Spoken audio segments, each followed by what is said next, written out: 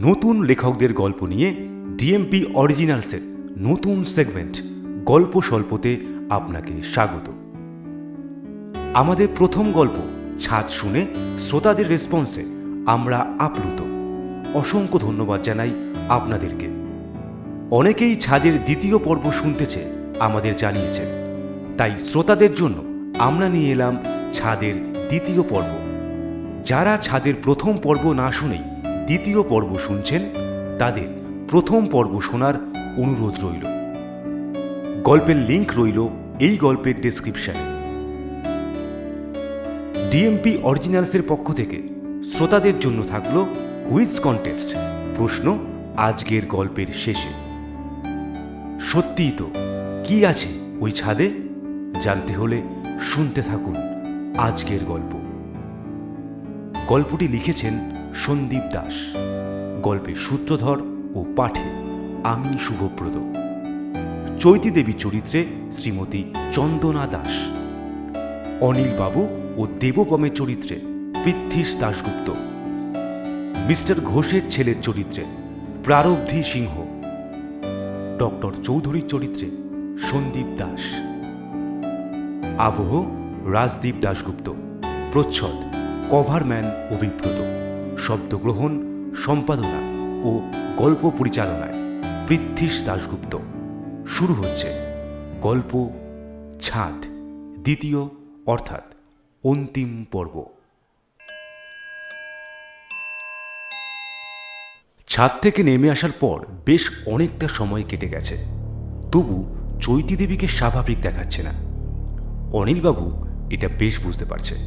মনে মনে একটানা ভেবে চললেন, আজকাল কোথায় যেন একটা হারিয়ে থাকে, যখন তখন যে কোনো কাজ শুরু করে দেয়। এই তো সেদিন যেমন ভোর রাতে উঠে মশলা বাটতে শুরু করলো, একদিন আবার মধ্যরাতে উঠে ঘর পরিষ্কার করছিল। কেন এমন করছে কে জানে। কাল যেমন বলল সে নাকি বহুবার তাকে ডেকেছে, কিন্তু অত পাশে থেকেও সে কিছুই শুনতে পারল না। এটা সম্ভব নয়। আজ আবার দুম করে ছাদে উঠে গেল, যেখানে বাতের ব্যথায় সোজা রাস্তায় দুপা চলতে পারে না বহুদিন। সুগার বাড়ার পর ডাক্তার হাঁটতে বলেছিল, সেটাও পারেনি কোনোদিন। তাহলে আজ কি এমন হলো? কি হয়েছে চৈতির? লকডাউনের প্রভাব, নাকি এর পেছনে কোনো কোভিডের প্রকোপ রয়েছে? এরকম কোনো উপসর্গের কথা তো কোথাও বের হয়নি। মানুষের আচার আচরণের উপরেও কি এই রোগ জাল ছড়াচ্ছে? হ্যালো, শুনতে পাচ্ছিস? কিরে বাবু? ওই আবার ফোন নিয়ে বসলো। শুনতে পাচ্ছিস? এবার ঘন্টাখানেক ওই ফোনেই কি বলছিস? কাটাবে। ভাল লাগে না। হ্যাঁ হ্যাঁ, ওখানে কমেছে করোনা? বাহ, এ তো খুব ভালো খবর। আচ্ছা, ভ্যাকসিনটা কি ওখানে পাওয়া যাচ্ছে? কি বলছিস? এখন দেবে না? ও, স্টক নেই। হ্যাঁ, এখানেও তাই। সরকার বলেছে বটে, কিন্তু কি বলছিস? বাবা, হ্যাঁ আছে তো, আমার পাশেই। দেবো দেবো, কথা বলবি? এই শোনো, ছেলে ফোন করেছে, একটু কথা বলো। অনিলবাবু হাত নাড়িয়ে দিতে বারণ করলেন ফোনটা। সে এখন কথা বলতে চায় না। তোর বাবা না এখন একটা কাজ করছে, একটু পরে তোকে ফোন করবে। হ্যাঁ, আমি এখন রাখি বাবা, তাহলে ভালো থাকিস বাবা। ফোন রেখে রীতিমতো অভিযোগের সুরে চৈতি দেবী অনিলবাবুকে বললেন, ছেলেটা অত দূর থেকে ফোন করলো আর তুমি কথা বললে না? কি মনে করবে বলো তো? এভাবে গা এড়িয়ে দিচ্ছ কেন? ছেলেটা একা পড়ে আছে ওখানে, আর তুমি কি না? ছি ছি ছি ছি। ওখানকার নেটওয়ার্কটাও তো আধা সময় থাকে না, যখন পাওয়া গেছে তখন। এটা তোমার ভারী অন্যায়। আমরা তাও একসাথে আছি, কিন্তু ছেলেটা একা পড়ে আছে। বুঝতে চেষ্টা করো চৈতি, ওর ভালোর জন্যই ওকে একা রাখা হয়েছে। আর যা সিদ্ধান্ত আমি নিয়েছি তা জেনে বুঝেই নিয়েছি। আর শোনো, তুমি বারবার ওকে ফোন করবে না। কাছে যাওয়ার তো আর উপায় নেই, ফোন ছাড়া আর কি করব বলো? কবে যে ছেলেটার কাছে যেতে পারবো? আমি একটু বেরোচ্ছি, তোমার ওষুধগুলো নিয়ে আসছি। আমার আর ওসব খেতে ভাল লাগে না, ওগুলো আর আনতে হবে না। ভালো লাগালাগির কিছু নেই এতে। ওষুধ খেতে কার ভালো লাগে, কিন্তু খেতে হবে। আমি আসছি। রাস্তায় বেরিয়েই ডক্টর চৌধুরীকে একটা ফোন করলেন অনিলবাবু। ডক্টর চৌধুরী তাদের ফ্যামিলি ফিজিশিয়ান, আবার বন্ধুও বলা চলে। বার কয়েক রিং হতেই ডক্টর চৌধুরী ফোনটা ধরলেন। কি খবর অনিলবাবু? অনেকদিন পরে আবার ফোন করলেন। তবে আমাদের যত কম ফোন করতে হয় ততই ভালো। ওই আর কি চলে যাচ্ছে ডাক্তারবাবু। আপনি বলুন, ওদিকে সব ভালো তো? হ্যাঁ, ওই কোভিড যেমন রেখেছে আর কি। আর আপনার মিসেস কেমন আছেন? আসলে ওর জন্যই আপনাকে ফোনটা করা। জানেন ডাক্তারবাবু, চৈতি আজকাল বড় অদ্ভুত আচরণ করছে। কোনোদিন ভোরবেলা ছাদে চলে যাচ্ছে, আবার কোনোদিন মাঝরাতে রান্না করতে বসে পড়ছে। কখনো কিছু জিনিস আবার হ্যালোসিনেটও করছে। ওই যেমন ধরুন, ওর ফোনে টাকা নেই, তাও নাকি ও ছেলেকে ফোন করছে, আবার কথাও বলছে। আমি ফোনটা ওর কাছ থেকে কানে নিয়ে দেখেছি, জানেন তো। ফোনের ওপারে না কেউ নেই। ব্যাপারটা আমি ঠিক বুঝতে পারছি না ডাক্তারবাবু। বয়সটা তো হচ্ছে,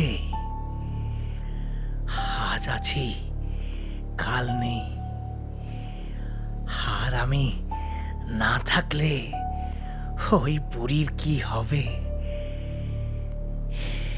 এটা ভেবেই বড় নিরুপায় লাগছে নিজেকে। স্ট্রেঞ্জ। আসলে কোভিডের থেকে অনেকের ভেতরে ডিপ্রেশন এসে যাচ্ছে। তার থেকেই মূলত এই পরিস্থিতিগুলো মনের ভেতর তৈরি হচ্ছে। কিছু ওষুধ বলে দিচ্ছি, আনিয়ে নিন আপাতত। এতে একটু ঘুম হবে বেশি, তবে চিন্তার কিছু নেই। সব কিছু একটু স্বাভাবিক হলে পরে না হয় সামনে থেকে একবার দেখা যাবে। ততদিনে একটু নজরে নজরে রাখুন, ঠিক আছে? আচ্ছা ডাক্তারবাবু, আপনি ওষুধগুলো মেসেজ করে দিন, আমি আনিয়ে নেব। আর হ্যাঁ, ভালো থাকবেন। আপনিও। রাখছি। মিচকে একটা হাসি ফুটে উঠল দেবপমের মুখে। তার এতদিনের সাধনা শেষমেশ সার্থকতা পেয়েছে। শেষ 5-6 বছর ধরে মানুষের মস্তিষ্কের দখল নেওয়ার নিদারুণ প্রচেষ্টা সে করে চলছিল। বায়োলজি নিয়ে যবে থেকে পড়া শুরু, সেই সময় থেকেই মানুষের সবচেয়ে জটিল শারীরিক অঙ্গ মস্তিষ্ক নিয়ে তার একটা আলাদা আকর্ষণ ছিল। সে জানত মস্তিষ্কের কোনো এক গোপন কোঠরে এমন কিছু নার্ভ ঠিক আছেই যা দখল করতে পারলে কয়েক মাইল দূরে বসেও যে কাউকে চালনা করা যায়। ঠিক যেমনভাবে আজকের দিনে নানান সফটওয়্যারের মাধ্যমে দূরে থেকেও অন্যের ল্যাপটপ কন্ট্রোল করা যায়, অনেকটা তেমনি সে এখন বসে রয়েছে তাদের বাড়ির চিলে কোঠার ঘরে। বিজ্ঞান চেতনার জোরে সে তার বাবা মার মস্তিষ্ক থেকে তার বাড়ি ফিরে আসার মুহূর্তটিকে সম্পূর্ণভাবে মুছে ফেলতে পেরেছে। তাদের এখন মনেই নেই যে ছেলে মাথার উপরেই রয়েছে। তবে এই আবিষ্কার যে বাস্তবে সার্থক সেটা বোঝার জন্য আরও পরীক্ষা প্রার্থনীয় ছিল। বাইরের কারোর ওপর এই পরীক্ষা করা সমুচিত নয়, তাই খানিক বাধ্য হয়েই তাকে নিজের বাবা মার উপর এই পরীক্ষা করতে হচ্ছে।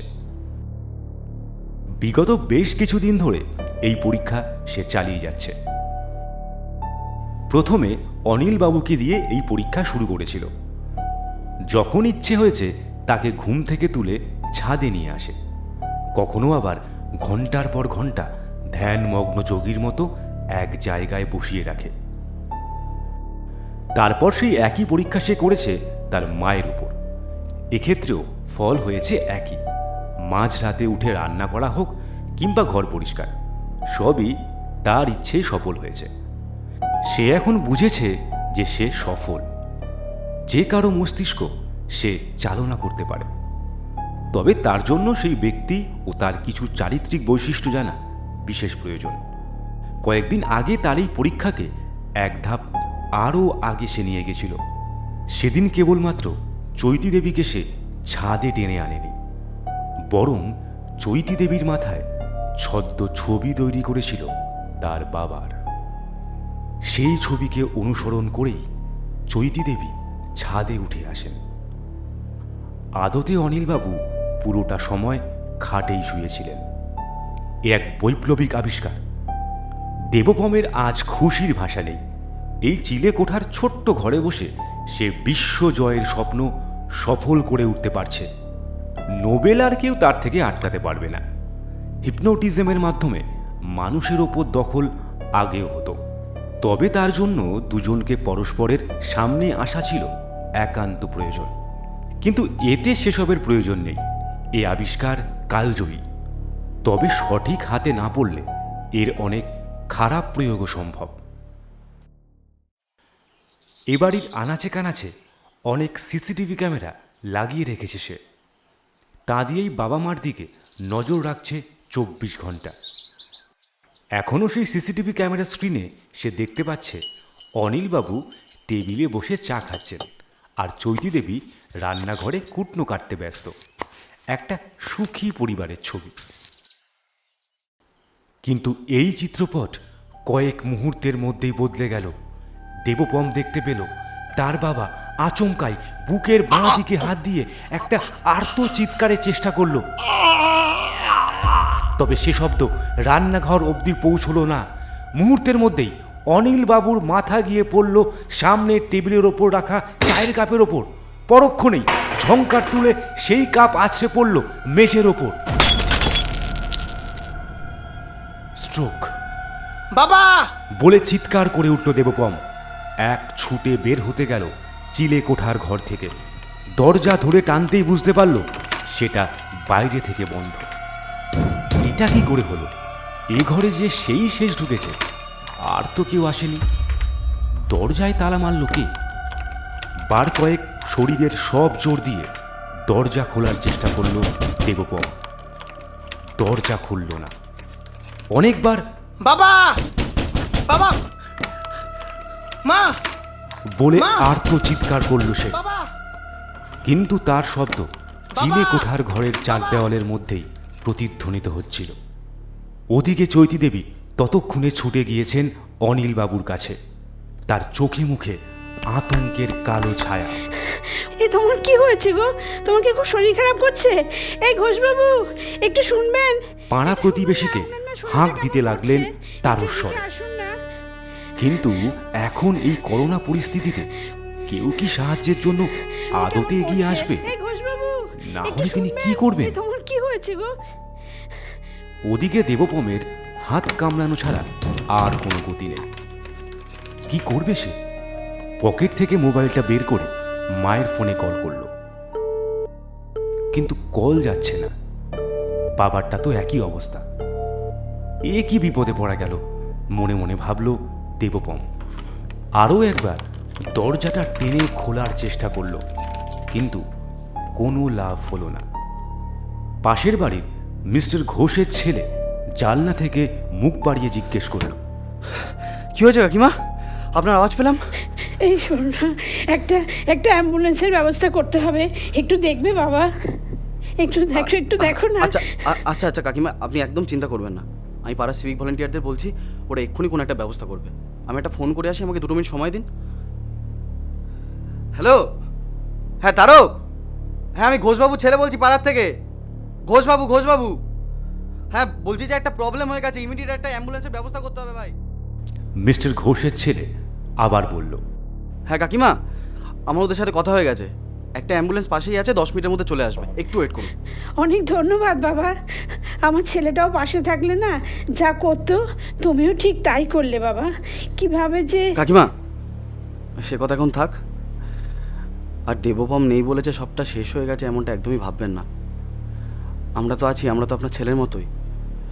যার চলে যাওয়া সে চলে গেছে, তা বলে তো আমরা অন্য কাউকে হারাতে পারি না, তাই না? যাই হোক, আমি দেখছি অ্যাম্বুলেন্স কত দূর। মিনিট 10 মধ্যেই সত্যি অ্যাম্বুলেন্স চলে এলো। দুটো ছেলে পিপিই পরে ভেতরে এসে অনিলবাবুকে নিয়ে বেরিয়ে গেল।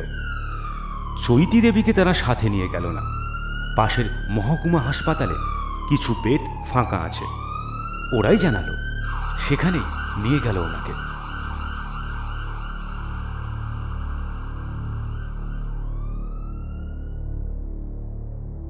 সিসিটিভি ক্যামেরায় পুরোটা বসে দেখল দেবপম। চৈতি দেবী কেঁদেই চলেছেন। বাড়িতে থেকেও এমন একটা পরিস্থিতিতে মায়ের কাছে সে যেতে পারছে না। এর থেকে বেশি বেদনার আর কি হতে পারে? নিজেকে শেষ করে দিতে ইচ্ছে করছে দেবপমের। এসব পাগলামোর কি মানে ছিল? নিজের দোষেই সে এখন তার মায়ের কাছে যেতে পারছে না। আরো কয়েকবার দরজায় ঘুষি লাথি মারল, কিন্তু পৃথক কোনো ফল হলো না। সিসিটিভি স্ক্রিনে দেবপম দেখল চৈতি দেবী সিঁড়ি বেয়ে ধীরে ধীরে ছাদের দিকেই উঠে আসছেন। মনে কিছুটা জোর পেল দেবপম। দরজাটা ক্রমাগত আঘাত করতে থাকলো। মা, এই তো মা আসছে। মা,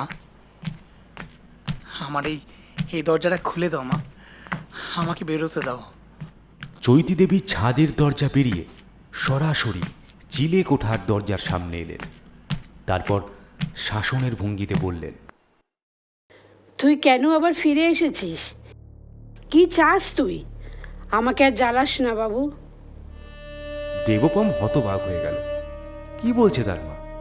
তার কিভাবে মনে আছে যে দেবপম রয়েছে এই ঘরে? আর মনে থাকলে বাবার ওই অবস্থায় তার কাছেই বা কেন এলো না? চৈতি দেবী দরজার আরও কাছে এগিয়ে এলেন। দরজার গায়ে হাত দিয়ে বললেন, বাবা তুই আর বেছে নি, মেনে নে সত্যটা। আমি যেমন মেনে নিয়েছি। আমি জানি তুই এখানে এসে উঠেছিস, আমাদের উপর খুব অভিমান করেছিস না? কি করব বল? আমরা চেয়েছিলাম তোকে দেখতে যেতে ব্যাঙ্গালোরে, কিন্তু তার আগেই তো সব। দুদিন ধরে যখন তোর ফোন বন্ধ পেলাম, মাথা কাজ করছিল না। তোর বন্ধুদের সঙ্গেও যোগাযোগ করতে পারছিলাম না। তোর বাবা তো ব্যাঙ্গালোরে যাবার কথা মনস্থির করেও ফেলেছিল। তখনই তোর এক বন্ধুর ফোন এলো, জানালো তুই আইসিইউতে ভর্তি। তোর বাবা তো পাগলের মতো করছিল, কোথা থেকে যে প্লেনের টিকিট কাটবে বুঝতে পারছিল না। কয়েক ঘন্টার মধ্যে যদিও টিকিট জোগাড় করা গেল, কিন্তু ততক্ষণে অনেক দেরি হয়ে গেছে। তোর বন্ধুরা জানালো তুই আর তোর শরীরটাও হাসপাতাল কর্তৃপক্ষ আমাদের দিতে পারবে না। কর্পোরেশন থেকেই তোর শেষকৃত্য করবে। আর এতগুলো ঘন্টা কোভিডের দেহ ফেলে রাখাও সম্ভব নয়। তাও তোর বাবা যেতে চেয়েছিল, কিন্তু আমিই যেতে দিইনি।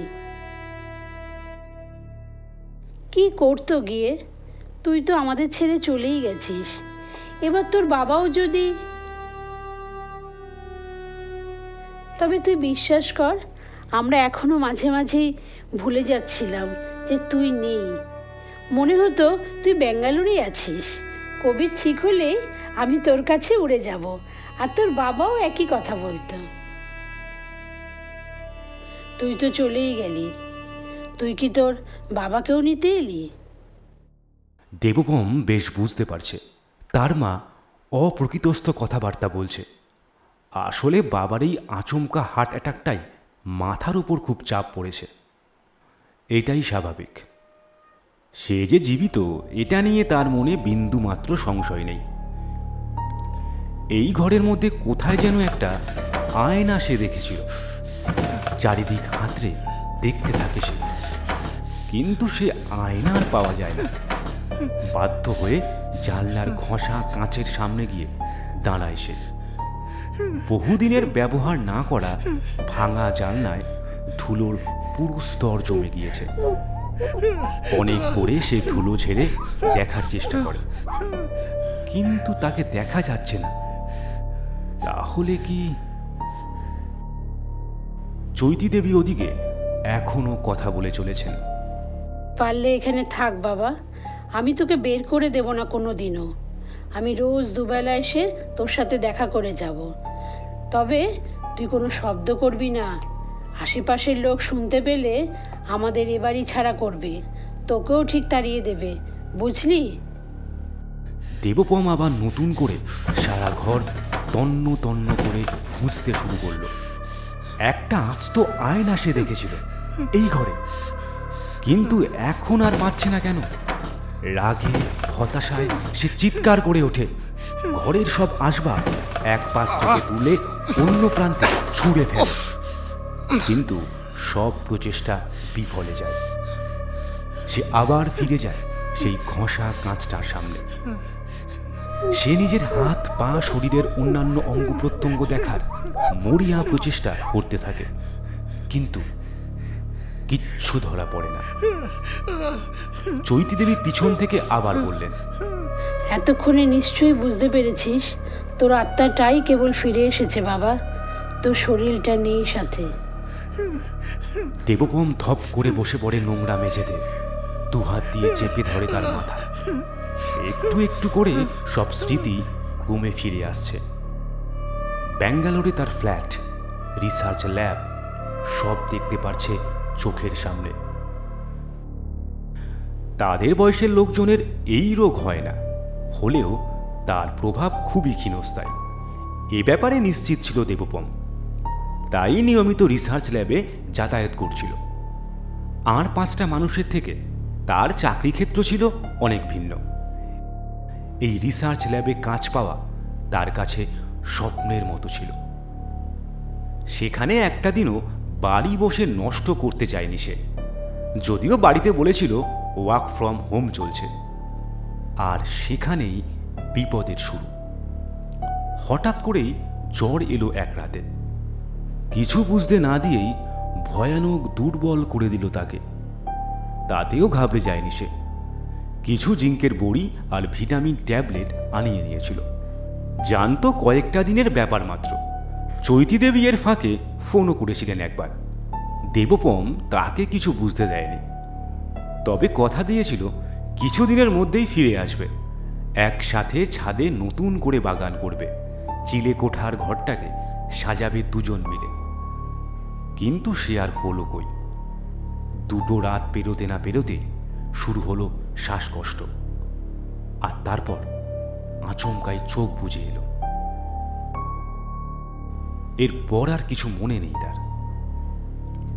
এ বাড়িতে সে যে কবে এসে উঠেছে তাও আর মনে পড়ছে না। আচমকাই নিজেকে ভর শূন্য বলে উপলব্ধি করতে পারল সে। হাওয়ায় ভাসছে যেন। সামনে পড়ে থাকা সিসিটিভি স্ক্রিন আর নেই, নেই তার মোবাইল, ডায়েরি, কিছুই। তবে তার আবিষ্কার, মনের ওপর দখল, সবই কি পরলৌকিক শক্তির প্রভাব? ইহলোকে যে অসাধ্য সাধন সে করতে পারেনি, এখন পরলোকে এসে তাই করতে পারছে। এতে কি তার খুশি হওয়া উচিত? দেবপম উঠে দরজার কাছে গিয়ে দাঁড়ালো। তারপর আস্তে আস্তে বলল, মা, মা তুমি কি আমায় শুনতে পাচ্ছ না মা? মা বলো না, তুমি কি আমায় শুনতে পাচ্ছ না মা? ও মা বলো না, তুমি কি আমায় সত্যি শুনতে পাচ্ছ না? কিন্তু ওপার থেকে কোনো সাড়া এলো না। দেবপম একটা দীর্ঘ শ্বাস ফেলে পিছন ফিরল। তুমি কি সত্যি আমায়? ঠিক তখনই চৈতি দেবী বলে উঠলেন, মা তো সব বুঝতে পারি। প্রথম প্রথম তোর বাবা যখন এদিক ওদিক ছুটে যাচ্ছিলেন, বুঝিনি ঠিক কি হচ্ছে। তবে উনি বলেছিলেন মাঝে মাঝে আমিও নাকি অসংলগ্ন কথা বলছি, অদ্ভুত আচরণ করছি। তখন মেনে নিইনি।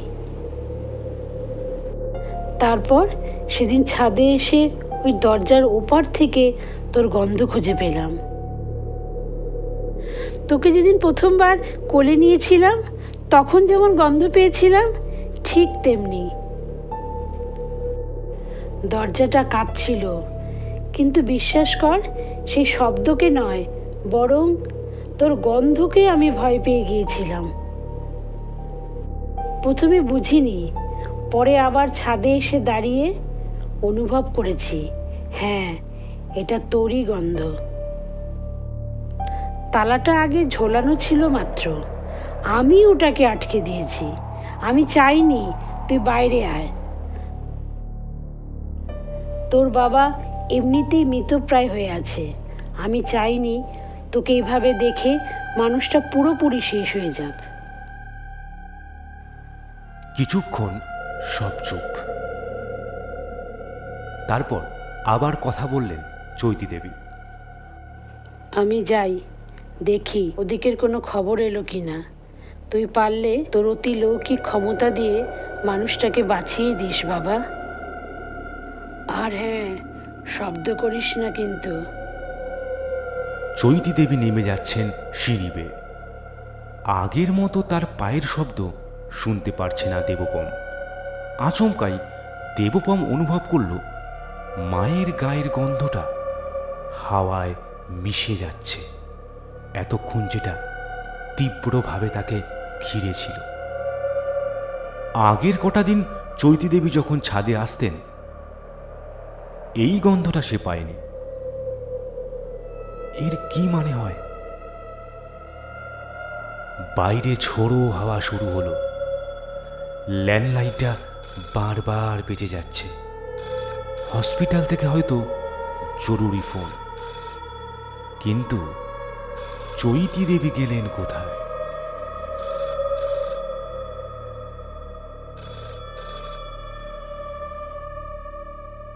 শুনছিলেন সন্দীপ দাশের গল্প ছাদ, দ্বিতীয় অর্থাৎ অন্তিম পর্ব। কেমন লাগলো ছাদের দ্বিতীয় পর্ব? আপনাদের মতামত জানান এই গল্পের কমেন্ট সেকশনে।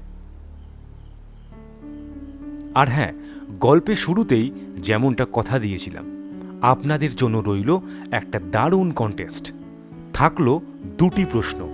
প্রথম প্রশ্ন, চৈতি দেবী ও অনিলবাবুর সাংসারিক জীবন কত বছরের ছিল? এবং দ্বিতীয় প্রশ্ন, দেবপম কোন বিষয় নিয়ে পড়াশোনা করেছিল? আপনাদের উত্তর জানান আমাদের এই গল্পের কমেন্ট সেকশনে। সঠিক উত্তর যারা দেবেন তাদের ছবিসহ নাম আমরা প্রকাশ করব আমাদের অফিসিয়াল ফেসবুক পেজ ডিএমপি অরিজিনালসে। পরবর্তী গল্প শুনতে আমাদের ইউটিউব চ্যানেলটি সাবস্ক্রাইব করুন। সঙ্গে থাকুন, গল্পে থাকুন এবং সুস্থ থাকুন।